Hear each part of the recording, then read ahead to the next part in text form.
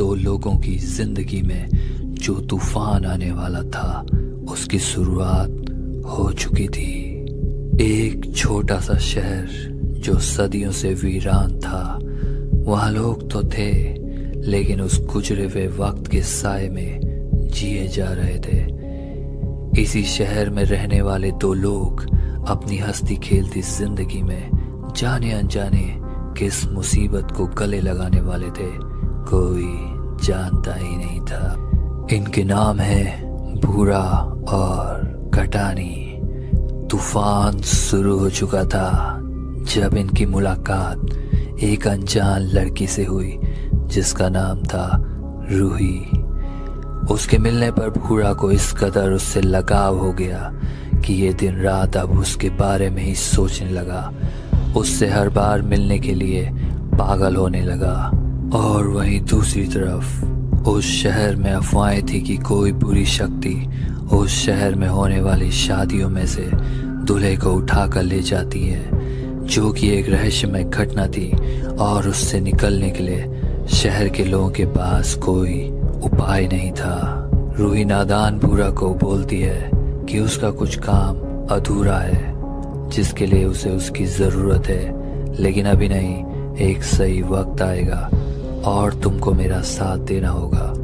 भूरा बिना सोचे समझे इश्क में पागल हाँ बोल देता है और अब उसकी अधूरी कामना को पूरा होने में कुछ ही वक्त का इंतजार था। फिर कुछ दिनों के बाद रूही भूरा को बोलती है उसे कोई सुनसान जगह में उसके साथ चलना होगा शाम को, और भूरा चल देता है। फिर चलते चलते रूही कहीं गायब हो जाती है तो भूरा उसका नाम पुकारने लगता है। इतने में फिर से कुछ देर के बाद रूही उसे नजर आती है, जो कि एक जंगल में बने सुनसान घर में चली जाती है। भूरा उसका नाम लेता हुआ उसके पीछे अंदर चला जाता है और बोलता है, रूही जी आप कहाँ गायब हो गई थी? तो रूही कटानी एक फिल्मी कीड़ा था जो कि एक ज़ॉम्बी के अवतार में उसके साथ मजाक करता है और बोलता है उसे रूही ने वहाँ बुलाया था। तभी भूरा उसे बोलता है रूही रूही नहीं कुछ और है। अंदर जो देखा दिमाग हिला देने वाला था। तभी उन दोनों के सामने रूही आ जाती है और फिर से नॉर्मल हो जाती है और कटानी रूही के साथ बचकानी हरकतें करना शुरू कर देता है। अब वो तीनों लोग जंगल में चल देते हैं। फिर रात हो जाती है। रात के अंधेरे में रूही फिर से घर की तरफ चली जाती है और भूरा कटानी को बोलता है रूही रूही नहीं है। कटानी हंसने लगता है और वो दोनों लोग रूही को ढूंढने के लिए उस घर के बाहर पहुंचते हैं। भूरा बोलता है अंदर जाके तुझे सब पता लगेगा।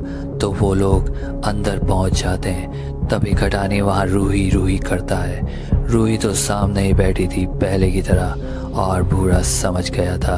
भूरा कटानी को मना करता है उसे छेड़ने के लिए, लेकिन कटानी नहीं सुनता और रूही रूही करके उसे छेड़ देता है। तभी रूही का भयानक रूप उन दोनों के सामने आ जाता है और वो देखकर गिर जाते हैं। रूही अचानक से दीवार और छत पर छिपकली के जैसा चलने लगती है। वो देखकर वो दोनों भागने लगते हैं। अब कटानी भी जान चुका था, लेकिन फिर से रूही नॉर्मल हो जाती है।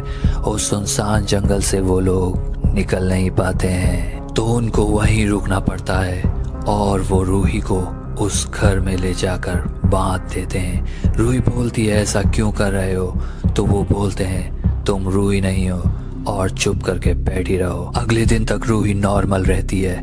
कटानी उसके साथ मजाक मस्ती करने लगता है।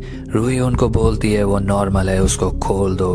भूरा कटानी को बोलता है इसमें कुछ ऐसा है जो इसे भयानक शक्ति बना देता है। दरअसल दोस्तों रूही को एक स्प्लिट पर्सनैलिटी डिसऑर्डर था। अगर साधारण भाषा में कहें तो एक शरीर में दो तरह के शख्स को जीना। दोनों शख्स एक दूसरे से अलग होते हैं और रहते एक ही शरीर में हैं। यही बात वो दोनों समझ जाते हैं और फिर अचानक से रूही फिर से उसी रूप में आ जाती है और उनको मारने की धमकी देती है और आज़ाद होना चाहती है। बूढ़ा के डरते हुए पूछने पर कि आप कौन हो जी, वो बोलती है मेरा नाम अब्जा है। उस जंगल में फंसे उन्हें काफ़ी वक्त हो जाता है, लेकिन उन दोनों शख्सों का बदलना वो देख चुके थे और उनको अब इसकी आदत हो जाती है। लेकिन इसी बीच फिल्मी कटानी को अब्सा से इश्क हो जाता है।